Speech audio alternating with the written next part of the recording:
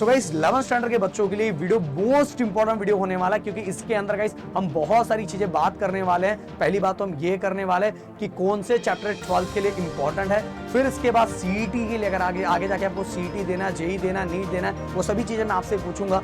CET के लिए कौन से चैप्टर ज्यादा इंपॉर्टेंट है, और साथ में गाइस हमारी प्लानिंग किस वाइज होनी चाहिए, सब्जेक्ट वाइज हमें क्या जरूरी है, वो सभी चीजें इस वीडियो के अंदर बात करने वाला हूं। इसलिए वीडियो का हर एक पार्ट बहुत ज्यादा इंपॉर्टेंट है गाइस, क्योंकि देखो स्टार्टिंग में इसलिए लेके आ रहा हूं क्योंकि आगे का आपका प्रॉपर जो गोल है वो डिसाइड हो पाए। देखो दोस्तों, कमेंट में दो चीजें मुझे जरूर बताना जिसको मैं एनालाइज करके आपके लिए बहुत सारी चीजें ले आ पाऊं। सबसे पहला क्वेश्चन तो मेरा ये है कि आप बहुत दिन अब 11th में हो चुका है, तो बहुत डिफिकल्ट, सबसे ज्यादा डिफिकल्ट सब्जेक्ट आपको कौन सा लगा, और साथ में गाइस अगले साल आपकी प्लानिंग सीईटी, जेई या नीट क्या देने की है। बहुत सारे बच्चे फॉर्म में बहुत सारे एग्जाम्स को पकड़ लेते हैं और लास्ट में उनका कॉन्फिडेंस डाउन हो जाता है और बाद में ये भी नहीं करते, ये भी नहीं करते। इसलिए गाइस कमेंट मुझे लिख के बताना, तो मैं उससे रिलेटेड एक स्पेशल वीडियो 11th वाले बच्चों के लिए ले आ पाऊंगा, जिससे आपकी बहुत ज्यादा हेल्प हो पाएगी। क्योंकि गाइस देखो, अगर आपको कहीं बढ़ना है ना, तो आपको प्रॉपर रास्ता पता रहना चाहिए, सही तरीका पता रहना चाहिए। अगर सही तरीका और सही रास्ता पता है तो चलना बहुत आसान हो जाता है। इसलिए कमेंट में लिख के मुझे जरूर बताना। इस वीडियो का टारगेट लाइक मैं 1000 रखता हूं। एंड गाइस नए हो तो प्लीज ये चैनल को सब्सक्राइब करके जरूर जाना, क्योंकि गाइस अगर आपके लिए तो फ्री है, बट हमें बहुत ज्यादा मोटिवेट करता है। जब हम 11th स्टैंडर्ड का एनालिटिकल देखते हैं तो हमें लगता है यार 11th के बच्चे तो ज्यादा प्यार दे रहे हैं, तो इनके लिए तो कुछ एक्स्ट्रा करना चाहिए। तो इसे सब्सक्राइब बटन जरूर दबा के जाना। एंड डिस्क्रिप्शन में गाइस आपका टेलीग्राम 11th स्टैंडर्ड का, और साथ में गाइस आप सभी के लिए जो ऐप है उसको डाउनलोड करके रख लेना। अब एक एक चीजें मैं बताना स्टार्ट करता हूं। सबसे पहली बात तो देखो, बहुत सारे देखो ऑनलाइन और ऑफलाइन मोड में एडमिशन स्टार्ट हुआ था 11th का, और उसके अंदर क्या हुआ था, ऑफलाइन वाला जो कॉलेजेस थे, ऑफलाइन मोड में जहां एडमिशन हुआ था, उनके कॉलेजेस तो बहुत सही टाइम पे स्टार्ट हो गया था, बहुत पहले स्टार्ट हो गया था। बट बेचारे जिन बच्चों को ऑनलाइन एडमिशन हुआ उनका बहुत देरी से स्टार्ट हुआ था, और कुछ जगहों पे तो ऐसा भी हाल है जिनका फर्स्ट यूनिट टेस्ट भी बहुत देरी से हुआ था और अभी तक उनका फर्स्ट सेमेस्टर एग्जाम हुआ भी नहीं। समझ में, ऐसा भी हाल है, और ऐसा भी बहुत ज्यादा हाल है कि उनका फर्स्ट सेमेस्टर एग्जाम हो चुका है। अब एक चीज 11th में हो आप, तो आपके दिमाग में एक चीज होना चाहिए कि आप सभी के लिए 12 स्टार्ट करने के लिए सेम टाइम है, और उतना ही टाइम आपको पढ़ने के लिए मिलने वाला है। इसलिए आपको 11th को बहुत पहले खत्म करना है और 12th के लिए लग जाना है, क्योंकि 12th का सिलेबस बहुत बड़ा होता है। और 12th के सिलेबस के साथ ही अगर आप जेई देना चाहते हो, नीट देना चाहते हो, सीईटी देना चाहते हो, तो उसकी भी तैयारी आप लोगों को करना है गाइस। तो इसीलिए आपके पास देखा जाए तो टाइम बहुत कम है, तो 11th के सिलेबस को पहले खत्म करके 12th में लग जाना चाहिए। अब सेकेंड सेमेस्टर के अंदर मैं एक रूल वाइज बात करने जाऊं तो आपका एक यूनिट टेस्ट और फाइनल एग्जाम, ऐसे दो एग्जाम आपको मिलने वाले हैं। और स्कूल कॉलेजेस के अंदर तो और बहुत सारे एग्जाम मिलने वाले, बट मेनली दो एग्जाम मिलने वाले। और जो हमारा फाइनल एग्जाम होने वाला है, उस फाइनल एग्जाम में ज्यादातर कॉलेजेस के अंदर जो सिलेबस होता है वो कंप्लीट आता है। हाँ, कुछ जगहों पे ऐसा भी देखा जाता है 11th स्टैंडर्ड के अंदर कि 9th स्टैंडर्ड की तरह ही वो हाफ ऑफ करके डिवाइड कर देते हैं, जो पहले आ गया वो बाद में नहीं आता। बट रूल यही कहता है कि जैसा 12th में वैसा 11th में रहना चाहिए। तो फाइनल एग्जाम में पूरे के पूरे सिलेबस आते हैं। तो आपके कॉलेजेस के अंदर कैसा है ये प्लीज पता लगा लेना गाइस, प्लीज रिक्वेस्ट है पता लगा लेना कि फाइनल एग्जाम में क्या पूरा सिलेबस आता है, और पूरा सिलेबस आता है तो आपको अभी से पूरी चीजों में लग जाना चाहिए। वैसे गाइस मैंने अनाउंसमेंट किया ही है कि अगर आप लोग का रिएक्शन रिस्पॉन्स आपके एनालिटिकल पे मुझे दिखना लगा, यूट्यूब एनालिटिकल पे दिखने लगा, तो आप सभी के लिए हमने प्लान किया है कि इस बार जो आपका फाइनल एग्जाम होगा उसमें हम आप सभी को लाइव सेशन देंगे, जिससे आप लोगों के लिए थोड़ा हेल्प हो जाएगा अपनी स्टडी को कंप्लीट करने के लिए। अब गाइस आपके सामने इतने सारे सब्जेक्ट है, इसमें से हो सकता है कुछ बच्चों को कुछ ना हो, जैसे फिजिक्स लगभग सबका है, केमिस्ट्री सबका है, मैथ किसी का होगा किसी का नहीं होगा, बायो किसी का होगा किसी का नहीं होगा, या तो कोई ऐसे भी बच्चे होंगे जिनका फिजिक्स, केमिस्ट्री, मैथ, बायो सब है। ओके, अब गाइस फिजिक्स के अंदर अगर मैं बात करूं तो आप सभी के आंखों के सामने दिख रहा है टोटल 14 चैप्टर, टोटल 14 चैप्टर। अब आप में से बहुत सारे बच्चे ऐसे होंगे कि जो बहुत ज्यादा टेंशन ले रहे होंगे कि सर मेरा ये नहीं हुआ वो। मैं बोला अगर आपने सिस्टमैटिक स्टार्टिंग से ना बस मेरे वीडियोस को देखे होते ना, तो आपका सब सिलेबस, इवन गाइस मैंने आप सभी को ये चैनल पे, वैसे गिरी टूटे 7 महीने पहले ही मैंने सब कुछ कंप्लीट किया, फिर से ये चैनल पे मैंने आप लोगों के लिए नए सिरे से काम किया था, नए सिरे, जबकि सिलेबस वही है, सब कुछ वही है। वो वीडियो देखो, ये वीडियो देखो, सब कुछ सेम है गाइस, बट मैंने न्यूमेरिकल्स पर और बेस्ट तरीके से बनाया था। बहुत कम टाइम में बहुत सारी चीजें समझाई थी। अगर आपने देखा होगा तो आपके लिए ऑलरेडी फिजिक्स सिंपल हो जाएगा। बट गाइस देखो स्टार्टिंग में एक चीज मुझे बोलते समय भी वो लगता है कि यार बोलूं कि ना बोलूं, बट अंदर का वो निकल जाता है, ऐसा मतलब फील होता है कि मैं अपनी फैमिली मेंबर्स को ये बातें कर रहा हूँ। तो गाइस देखो स्टार्टिंग में कैसे हम बहुत जोश में रहते हैं, मैं ये करूंगा वो करूंगा ऐसा करूंगा, बट 2 महीने के बाद हमें थोड़ा कॉलेज का हवा लग जाता है।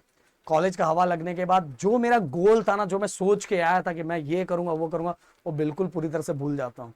एक चीज बस मैं पूछूंगा, अगर आप बताना चाहो तो जरूर बताना, जो अगर हमसे कनेक्ट हो पाता है तो वो जरूर बताएगा कि 10th के अंदर जितनी स्टडी करते थे क्या उतना भी आप कर रहे हो? जबकि उतना तो करना चाहिए था, उतना भी कर रहे हो? प्लीज अपने दिल से जरूर पूछना, और दिल से एक बात जरूर पूछना कि 12th में जाके क्या करोगे। यहां बिल्कुल जो चीजें बताऊंगा कम से कम वो आपको आना चाहिए। अगर फिजिक्स में, केमिस्ट्री में, मैथ में, बायो में अगर वो चीजें आपको आ रही है तो प्रदीप सर, राहुल सर जिंदाबाद। और नहीं भी आ रही तो भी उसके बारे में बताऊंगा कि वो कैसे करना है। बट फिर भी उतना तो आपको करके रखना चाहिए एटलीस्ट 11th में, कि 12th में आपको कुछ भी फील ना हो, कुछ भी फील ना हो। खुद के दिल से पूछो कि अगर मैं 12th में अच्छा नहीं कर पाया तो मैं क्या करूंगा।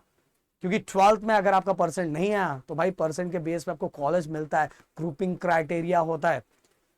ओके, ग्रुपिंग क्राइटेरिया कंप्लीट नहीं हुआ तो आप बहुत सारे फॉर्म नहीं भर सकते। ये सभी चीजों से रिलेटेड वीडियो बनाऊंगा कि आपको पहले से ये चीजें पता रहे। सो गाइस, आपको फिजिक्स के अंदर एटलीस्ट लॉग टेबल मैंने बोला था आप लोगों को चाहिए, तो वैसे तो लॉग टेबल अपने गिरी लॉग टेबल लिखो, गिरी टूरल लिखो, आपकी आंखों के सामने आ जाएगा। फिर भी आप नए सिरे से चाहते हो, मैंने बोला तो था पर उतने बच्चों का रिस्पांस नहीं दिखा, तो मुझे लगा आप लोग को आता हुआ, इसलिए फिर मैंने उससे रिलेटेड वीडियो नहीं बनाया। अगर आप लोग को चाहिए वैसे ग्रेविटेशन चैप्टर बस आप जाके देखोगे ना, उसमें पूरा लॉग टेबल से मैंने सिखाया, पूरा लॉग टेबल से सिखाया, जिससे वो देख के बच्चे लॉग टेबल को सॉल्व भी कर सकते हैं। गिरी टूरल पे वो वीडियो अपलोडेड है, जाके चाहिए तो देखना, उसमें लॉग टेबल दिखा दिखा के मैंने सिखाया। तो लॉग टेबल, यूनिट, डायमेंशन, ये एटलीस्ट आपको आना चाहिए। और अगर आप सीईटी की तैयारी कर रहे हो गाइस, तो motion in a plane, laws of motion, gravitation, thermal property of matter, sound, optics, electrostatics and semiconductor, इतने चैप्टर आपके सीईटी के एग्जाम में 11th का है। मैं बोल रहा हूँ ये उधर ऐसा नहीं कि आपने 9th में नहीं किया तो आपका 10th में अच्छे से हो जाता है, भाई यहाँ 11th का कनेक्शन है अगर आप कुछ एग्जाम्स देना चाहते हो। अब क्वेश्चन की सर इतने सारे चैप्टर है, भाई 12th का पूरा चैप्टर होता है और 11th का ये चैप्टर, अभी तक का सिलेबस यही है जो मैं आपकी आंखों के सामने रख रहा हूँ। वैसे जो भी अपडेट आएगा मैं आपको फटाक से बता दूंगा, बट ये आपको अगर आप सीईटी एग्जाम देना चाहते हो तो ये आना चाहिए। बट गाइस एक चीज और, 11th का ओनली 10 मार्क्स का रहता है सीईटी। हम बोलोगे 10 मार्क्स और क्या, भाई परसेंटाइल होता है, 10 मार्क्स मतलब बहुत हो जाता है, समझ में है? तो ऐसा, तो इसमें से कम एटलीस्ट आपको motion in plane, laws of motion, gravitation, thermal property, ये कम से कम आपको आना चाहिए मेरी तरफ से, ये आपको आना चाहिए। और नहीं आता तो अभी मेरे वीडियोस देख के फटाफट कंप्लीट करो। इसके बाद गाइस मैथ की अगर मैं बात करूं तो मैथ के अंदर दो टोटल मिला के, अगर M1 की बात करूं 9 चैप्टर, F2 की बात करूं तो 9 चैप्टर, टोटल 18 चैप्टर हो गए। बट आपको अगर कुछ नहीं आ रहा तो एटलीस्ट क्या क्या सीख के रखना है 12th के लिए, आपको ट्रिगो आना चाहिए, आपको डिटरमिनेंट मैट्रिसेस आना चाहिए, स्ट्रेट लाइन आना चाहिए, ये M1 में से। देन इसके M2 की बात करूं तो लिमिट्स अगर आप सीईटी एग्जाम देने वाले हो तो लिमिट्स आपको आना चाहिए। और इसके बाद गाइस डेरिवेटिव्स आप सभी को बहुत अच्छी तरीके से आना चाहिए। डेरिवेटिव्स के एटलीस्ट फॉर्मूले आपको याद होने चाहिए। आप मतलब राहुल सर तो भाई चैंपियन है पूरे इंजीनियरिंग में, राहुल सर का जलवा चलता है। और राहुल सर का अगर आपने वीडियो देखे होगी तो आपको पता चल गया होगा कि भाई किस लेवल का राहुल सर चीजें करवाते हैं, तो इसलिए बोलो देखना स्टार्ट करो। इसके बाद गाइस सीईटी में बात करूं तो इतने चैप्टर आपकी आंखों के सामने दिखाई दे रहे हैं, trigo, straight line, circle, measure of dispersion, probability, complex number, ये आपके आंखों के सामने सब दिखाई दे रहा है, आप इसका स्क्रीनशॉट ले सकते हो। बट जो रहा अभी मैंने बताया वो अगर आप कर लोगे तो ये सभी चीजें हम लोग संभाल लेंगे आपका। जो चीजें मैंने अभी बताया अगर वो कर लोगे तो ये सभी चीजें हम लोग बहुत अच्छी तरीके से आपका संभाल लेंगे। केमिस्ट्री में guys basic reaction units and basic वो जो कॉन्सेप्ट होते हैं, जो टर्म्स होते हैं केमिस्ट्री की, वो बस आपको पता रहना चाहिए। वो आपको पता है तो 12th की केमिस्ट्री आप बहुत आराम से संभाल लोगे। इसके बाद सीईटी में ये आपकी आंखों के सामने दिख रहा है इतने सारे basic principle organic chemistry, hydrocarbon. देखो गाइस हाइड्रोकार्बन अगर आपने पहले पढ़ा होगा 10th स्टैंडर्ड में, और वैसे तो हाइड्रोकार्बन को मैंने बहुत सिंपल करके दिया था, आपने अभी हाल में 10th स्टैंडर्ड में मेरे से ही पढ़ा था, बहुत सिंपल करके दिया था। तो गाइस ये सभी आपको redox, chemical bonding, structure of atom, इसमें से एटलीस्ट 4 से 5, क्योंकि ये भी आपको जो रहेगा 10 मार्क्स के लिए रहेगा सीईटी के लिए, 10 मार्क्स के लिए सीईटी। एक 1 मार्क्स का क्वेश्चन आता है तो 10 मार्क्स का 11 का वेटेज होता है अप्रॉक्स, थोड़ा बहुत ऊपर नीचे होता है। अब बायो, बायो का उतना भी ज़्यादा टेंशन नहीं है। बायो अगर डायरेक्ट भी आप 12th का करते हो तो भी प्रॉब्लम नहीं होगा, बट 11 से हैबिट बना के रखोगे तो आपको पढ़ने की हैबिट ज़्यादा रहेगी। बायो पे ज़्यादातर आपको डायग्राम पे फोकस करना है। डायग्राम पे फोकस करके डायग्राम से रिलेटेड चीज़ें अगर आप लिख पा रहे हो तो आपकी बल्ले बल्ले गाइस बहुत अच्छी तरीके से। अब सीईटी में आपकी आंखों के सामने दिख रहा है ये चैप्टर आपके बायो के हैं जो सीईटी में इससे रिलेटेड पूछा जाता है। और देखो गाइस सीईटी में बायो का तो बस अगर बुक रीड करने की हैबिट है ना तो बच्चा फोड़ के आ जाता है, बहुत अच्छी तरीके से फोड़ के आ जाता है। अब इंग्लिश की अगर मैं बात करूं तो गाइस हो सकता है आपको स्क्रीन पे दिख नहीं रहा हो, बट फिर मेरी बातें तो आपको सुनाई दे रही है क्योंकि इसमें से मुझे कुछ बताना भी नहीं है। सिंपल सी एक ही चीज बताना है कि अगर इंग्लिश आपको करना है तो अभी कुछ ही दिनों के अंदर मैं ओमकार सर का 11th स्टैंडर्ड की सीरीज 11th स्टैंडर्ड का मतलब इंग्लिश की एक सीरीज लाने वाला हूँ जिससे आपको बहुत ज़्यादा हेल्प होगा, बहुत ज़्यादा हेल्प होगा और बहुत अच्छी तरीके से चीज़ों को कर पाओगे। तो अगर आपको चाहिए तो बोलना मुझे। देखो गाइस नोवेल सेक्शन हो गया, देन इसके बाद आपने grammar section, writing skill section के जो कुछ पार्ट्स है वो अगर आपने करके रखा, एप्रिसिएशन का कुछ पार्ट करके रखा तो आपकी बल्ले बल्ले और बहुत अच्छी तरीके से आप कर लोगे। तो इस तरह से करना है और वो जो चीजें होगी ओमकार सर जरूर, मैं बोलूंगा ओमकार सर उसके बारे में कुछ चीजें लेके आएंगे जिससे आपकी हेल्प हो पाएगी। अब गाइस जो इस साल जैसे हमारा अभी रैंकर बैच चल रहा है तो इस बार हम जो हमारे बच्चे बोर्ड एग्जाम 2026 देने वाले उनके लिए हम बैचेस बहुत जल्दी स्टार्ट करने वाले हैं जिससे आप लोगों की बहुत ज़्यादा हेल्प हो पाए। तो बैचेस हम मतलब अप्रॉक्स हमारा ऐसा प्लान है कि जैन में हम लॉन्च करेंगे, बट कब करेंगे अभी तक उसको हमने डिसाइड नहीं किया है। तो हम देखेंगे आप लोग का रिस्पॉन्स जैसा रहेगा उसके पहले हम क्या करेंगे उसको लॉन्च करेंगे। अब गाइस ऑलरेडी प्लेलिस्ट 11 का पूरा पड़ा हुआ है, ऐसा नहीं कि हम बस 12th में आके बड़े बड़े प्रवचन दे देते हैं।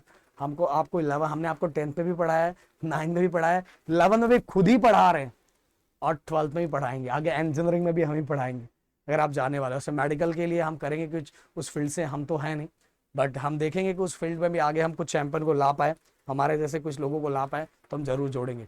तो गाइस इतनी सब बातें मैंने की, मेरे ख्याल से आपको ये सभी चीजें समझ में आई होगी। मिलते हैं नेक्स्ट वीडियो में। Thank you so much guys, जय हिंद एंड जय महाराष्ट्र दोस्तों।